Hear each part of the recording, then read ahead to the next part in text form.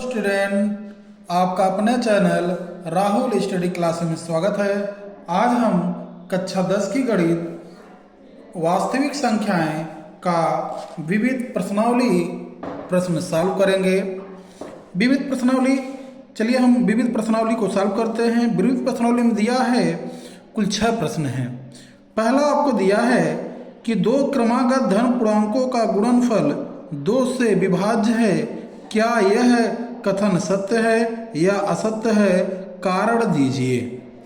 कारण दीजिए। चलिए हम बारी बारी से इस प्रश्न को, इन सभी 6 प्रश्नों को सॉल्व करते हैं। चलिए, आपको पहला प्रश्न आपको दिया है दो क्रमागत धन पूर्णांक। आप लिखेंगे माना माना माना दो क्रमागत धन पूर्णांक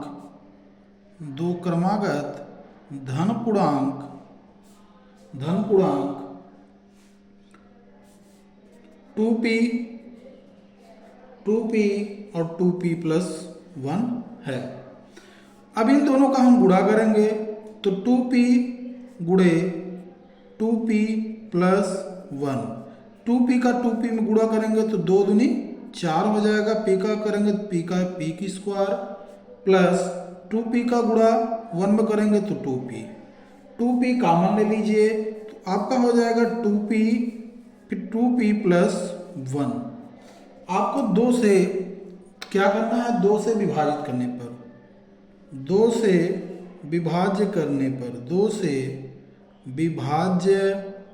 विभाज्य करने पर तो 2 से विभाज्य करेंगे तो आ जाएगा आपका ये 2p+1/2, 2 से कैंसिल हो जाएगा। यह आपका आ जाएगा p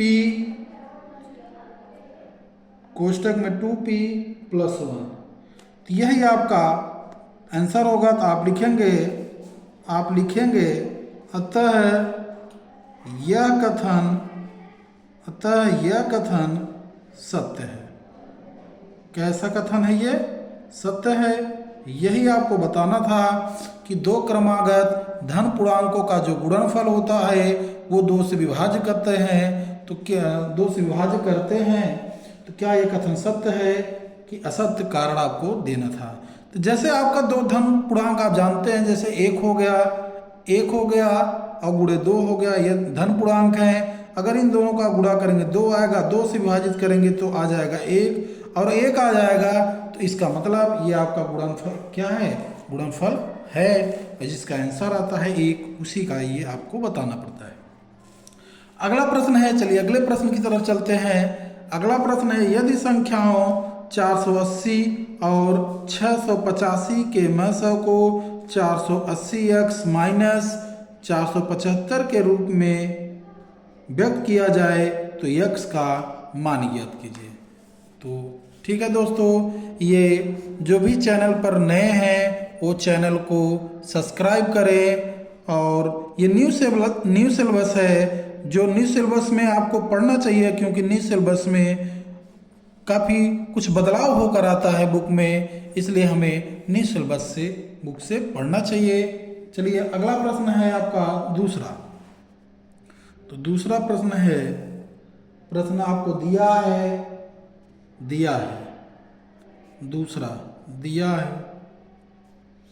क्या दिया है? संख्या 480 और 685 का मस है। संख्या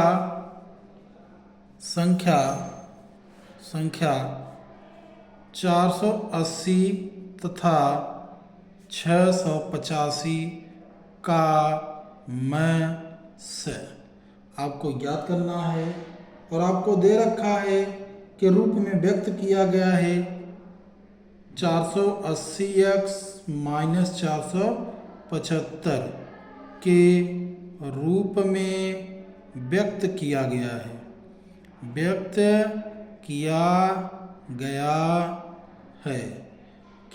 है। तो आपको यक्स का मान बताना है। तो हम हल करते हैं इसको। तो हल करेंगे तो 480 तथा 685 का मस 685 का मस निकालेंगे सबसे पहले हम। तो 685 अब देखेंगे 480 से बड़ा है 685, तो हम इसका मस निकालेंगे। और हम यहाँ पर अभाज्य गुणनखंड विधि, कोई विधि आपको नहीं कहा है, तो हम यहाँ अभाज्य गुणनखंड विधि का प्रयोग न करके हम भाग विधि से करेंगे, क्योंकि भाग विधि थोड़ा आसान होता है भाग विधि से। तो भाग विधि से जब हम हल करेंगे, तो भाग विधि से आप हल करेंगे तो 480 और इसको 685 में विभाजित करेंगे, 685 में विभाजित करेंगे तो 480 का 480 घटा देंगे, 5 में से 0 गया 5, 8 में से 0 गया 0, 6 में से 4 गया 2, 205 आ गया। 480 में इसको भाग देंगे, तो अब इसकी ये 2 बार जाएगा, कितनी बार जाएगा 2 बार, 2 5 10 के 0 हाथ में 1, 2 0 0 और 1 कैरी जोड़ेंगे तो 1 और 2 दूनी 4, 410 आएगा। इसको घटा देंगे 0, 8 में से गया 7 कट जाएगा, 205, 7 त्रिक 21, 210 ज़्यादा हो रहा है, 3 बार ले जाने में 2 बार ले जाएंगे, 7 दूनी 14, 140, इसको घटा देंगे तो 5 आएगा, 10 में से 5 4 जाएगा तो 6 आएगा, 65 आ गया।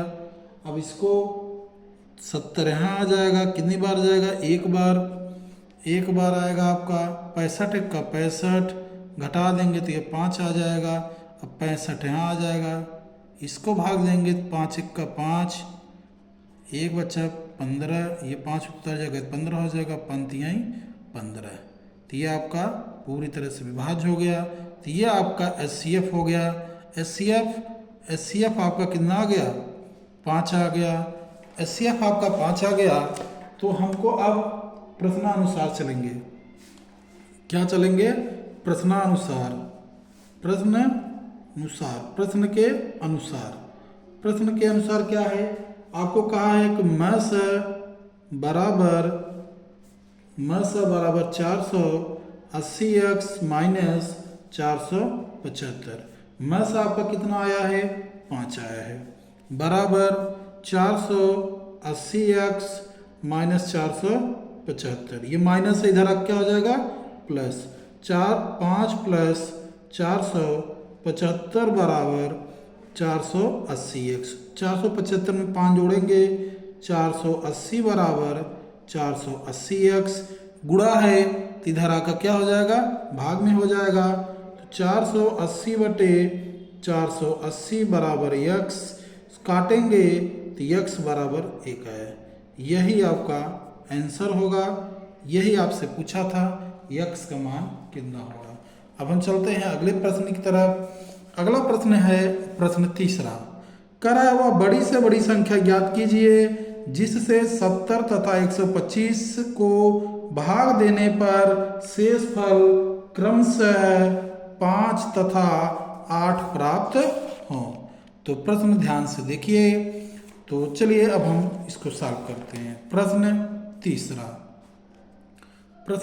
सॉल्व करेंगे। प्रश्न तीसरा आपको दिया है, क्या दिया है? दिया है वह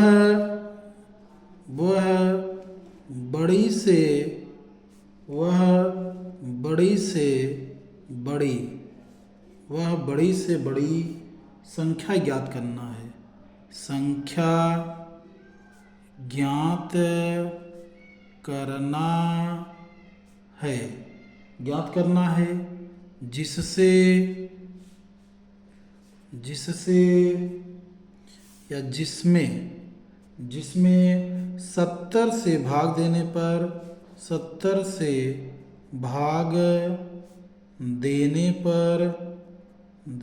पर 5 शेष बचता है। 5 शेष बचता है और 125 से भाग देने पर 8 शेष बचता है।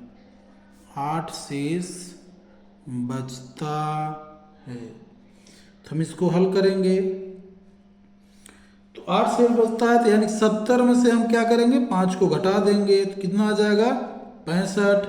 125 में से 8 को घटा देते हैं, कितना आ जाएगा 117। अब हम क्या निकालेंगे, 65 तथा 117 का HCF। 17 का HCF हम किस विधि से अब देखते हैं, 65 से बड़ा है 117, तो हम भाग विधि से क्या निकाल लेते हैं, इसका HCF निकाल लेते हैं। तो 65 का भाग देंगे 117 से, तो 65 का 2 बार ले जाएंगे तो 120 आ जाए। इस बार एक बार ले जाएंगे, 65 का 65, 7 में से 5 गया 2, 11 में से 6 गया 5, 52 आ गया। अब 65 यहाँ आ जाएगा, एक बार जाएगा 52 का 52, तो ये आपका उधर 5 में से 2 गया 3, 6 में से 5 गया 1, 52 आ गया। 13 चौके 52, इसको घटा देंगे तो शेषफल कितना आ गया, शेषफल आपका 0 आ गया। इसका मतलब जब शेषफल यहाँ 0 आ गया, जिस संख्या से विभाजित होगी वही संख्या आपका HCF होगा। तो HCF कितना आ गया इसका, HCF इसका 13 आ गया।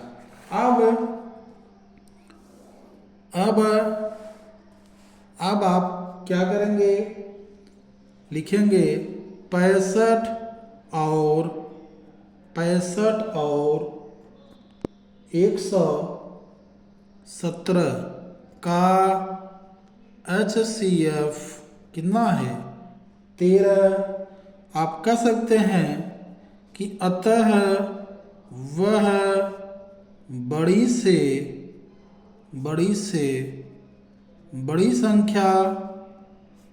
संख्या 13 है। क्या है 13, यही आपका आंसर हो जाएगा। अब देखिए 13 से अगर हम किस में भाग देंगे, 70 में देंगे तो 13 पचे 65, 5 शेष बचते हैं। और 13 से ही अगर हम 125 में भाग देंगे तो 8 बार जाएगा, तो कितना आ जाएगा, उसमें भी आपका कितना शेष बचेगा, 8 शेष बचेगा। तो यानी कि आप कह सकते हैं वो बड़ी से बड़ी संख्या कौन सी है, जिसमें अगर हम भाग दे रहे हैं तो वो बड़ी से बड़ी संख्या क्या है, 13 है। चलिए अब हम अगले प्रश्न की तरफ चलते हैं। अगला प्रश्न क्या है, अगला प्रश्न चौथा, P और Q के मानों को ज्ञात कीजिए जिससे कि 2520 का अभाज्य गुणनखंड 2 की घाते 3 गुणे 3 की घाते P गुणे Q गुणे 7 हो। यानी इसके रूप में लिखना है आपको P और Q का मान, जिससे आप आसानी से ज्ञात कर सकते हैं। चलिए हम P और Q का मान ज्ञात करते हैं। इसको हम लिखेंगे प्रश्न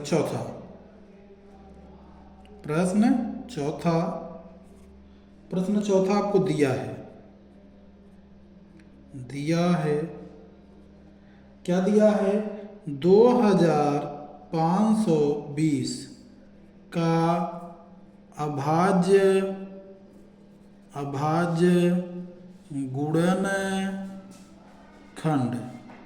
अभाज्य गुणनखंड करने पर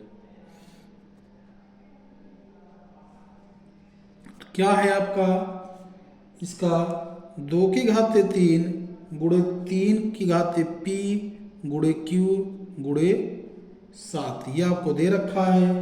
तो आपको P का मान ज्ञात करना है और Q का भी मान ज्ञात करना है। तो हम क्या करेंगे, 2000 हम लिखेंगे 2520 का अभाज्य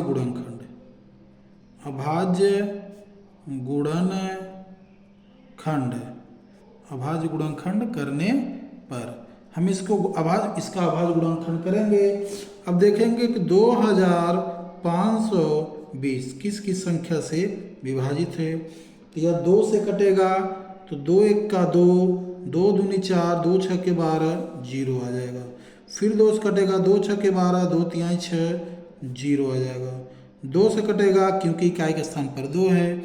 2 तिहाई 6, 2 का 2, 2 पचे 10। अब किससे कटेगा ये? 3 से कटेगा, 3 1 का 3, एक जाएगा नहीं, 0 वाले जाएंगे, 3 पचे 15। फिर 3 से कटेगा, 3 3 का 9, 3 पचे 15। 5 से कटेगा, 5 सते 35, 7 से कटेगा 1। हम तब तक काटते हैं जब तक एक न प्राप्त हो जाए। अब आप लिख सकते हैं, क्या लिख सकते हैं इसका?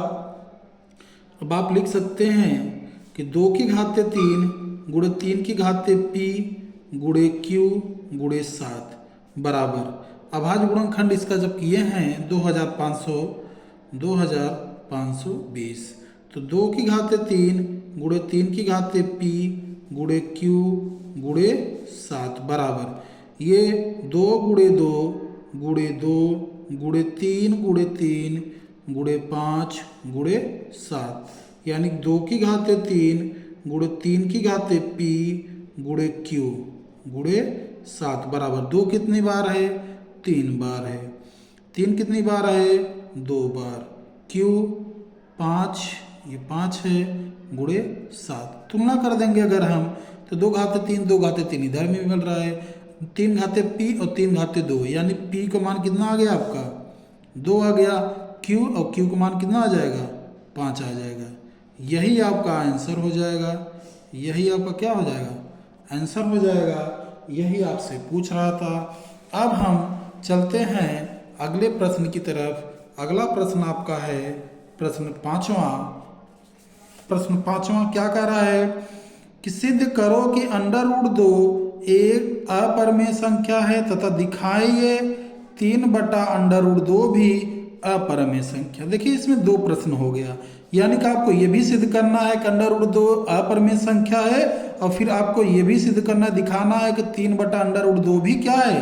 अपरिमेय संख्या है। चलिए इसको थोड़ा ये लंबा सवाल है, इसको भी हम हल करते हैं। इसको भी क्या किया जाएगा? हल किया जाएगा। 5वां है, आपको 5वां में कह रहा है माना। सबसे पहले हम क्या करेंगे? माना √2 एक परिमेय संख्या है। √2 क्या है? एक परिमेय संख्या है। ये परिमेय संख्या हम मान लेते हैं। तो परिमेय संख्या है तो √2 बराबर a/b। आपको पता है जहाँ a व b एक पूर्णांक है, a व b क्या है? एक पूर्णांक है। a व b का HCF 1 और b = 0। तो हम क्या करेंगे? दोनों पक्षों का वर्ग करेंगे। लिखेंगे दोनों पक्षों का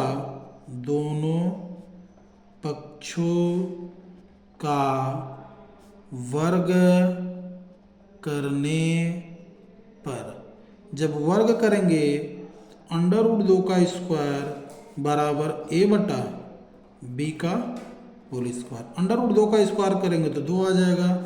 ये आ जाएगा a²/b²। क्या आ जाएगा? ये आपका a²/b²। यानी कि इसको आप लिख सकते हो कि a² बराबर क्या लिख सकते हो? a² बराबर 2b²। 2b²। a² बराबर क्या लिखा जा सकता है? 2b²। अब आप कह सकते हो, या आपको ये भी हो सकता है, या आप यहाँ ये भी लिख सकते हैं, या आप यहाँ थोड़ा से या कर सकते हैं, या आप लिख सकते हैं 2 गुणे b बराबर a²/b। यहाँ 2b² था, एक b इधर आ गया, ये आपका हो गया। तो आप ये हो जाएगा। आप यहाँ तब लिखेंगे कि चूंकि 2b क्या है? पूर्णांक है। 2b क्या है? एक पूर्णांक है। लेकिन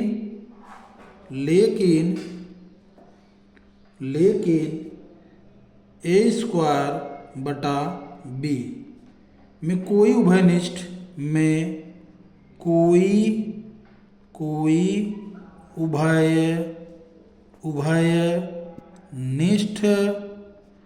उभयनिष्ठ गुणनखंड नहीं है।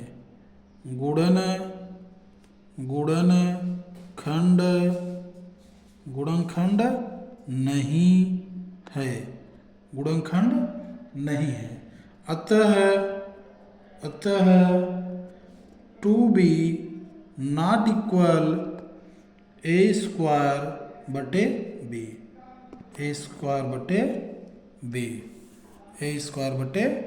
बी। आप कह सकते हैं एक दूसरे को विरोधाभास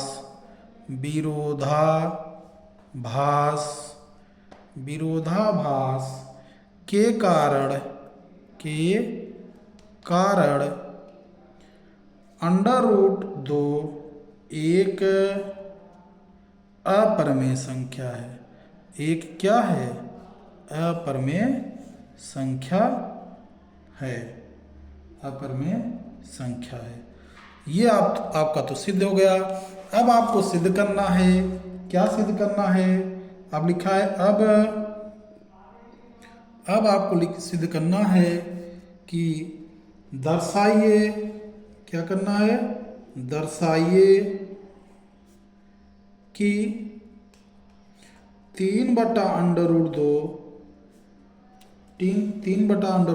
एक अपरिमेय संख्या है। एक अपरिमेय संख्या है। तो हम क्या करेंगे? इसको भी हल करेंगे। लिखेंगे हल। माना 3/√2 एक परिमेय संख्या है। 3/√2 एक परिमेय संख्या है। 3/√2 एक परिमेय संख्या है। यानी कि 3/√2 बराबर a बटा b, जहाँ a व b एक क्या है? पूर्णांक है। a व b एक पूर्णांक है। a व b का HCF 1 और b = 0। तो यह आ जाएगा। फिर ये गुणा करेंगे हम। 3b बराबर a√2। ये b गुणे में है, इधर आपका हो जाएगा भाग में। यानी कि इसको हम लिख सकते हैं √2 बराबर 3b/a। ये आपका हो गया अपरिमेय। ये आपका क्या हो गया? अपरिमेय। ये आपका हो गया अपरिमेय। ये आपका पूरा हो गया क्या? परिमेय हो गया। क्या हो गया? ये परिमेय। और परिमेय के बराबर अपरिमेय नहीं होता। आप लिख सकते हैं चूंकि 3b/a एक परिमेय संख्या है। एक परिमेय संख्या है। लेकिन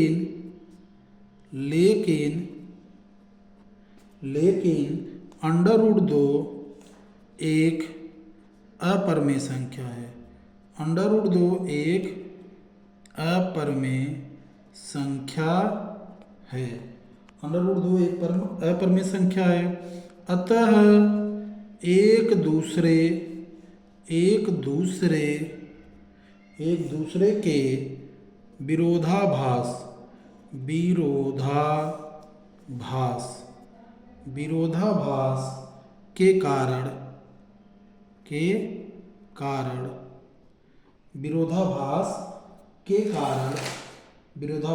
कारण क्या हो जाएगा बेटा? के कारण 3/√2 एक अपरिमेय संख्या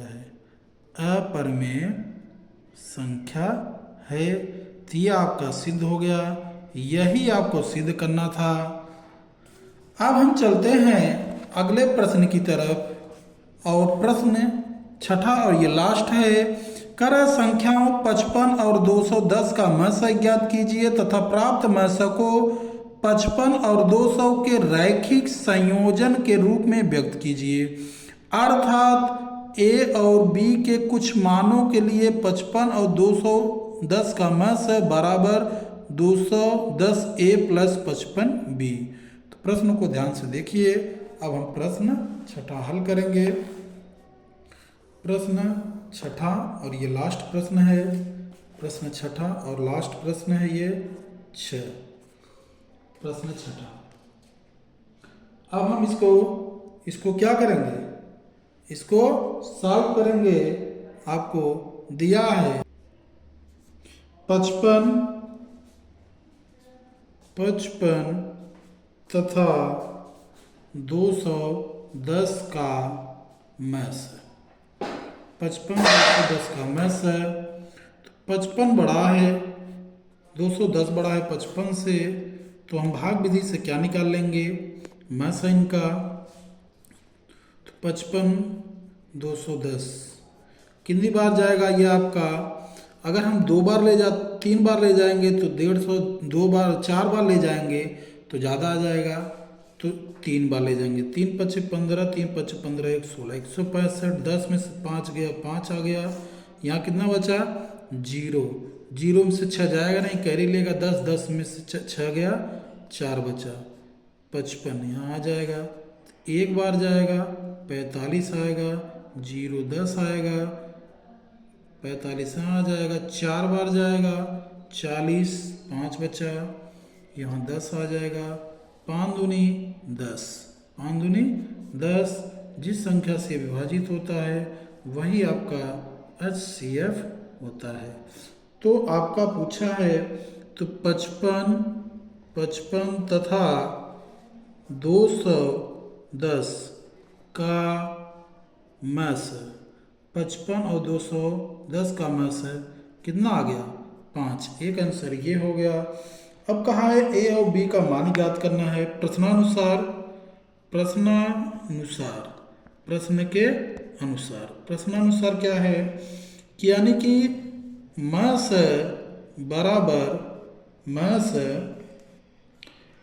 बराबर क्या आपका दिया है? मैस बराबर 210 ए प्लस 55 बी। क्या आपको दे रखा है? 55 और 200 मैस है, यानी कि इनके संयोजन के रूप में लिखा गया है। तो 55 और 210 ए प्लस 55 बी। तो 55 का मैस कितना आ गया है? 5 आया। कितना आया है? 5 आया है।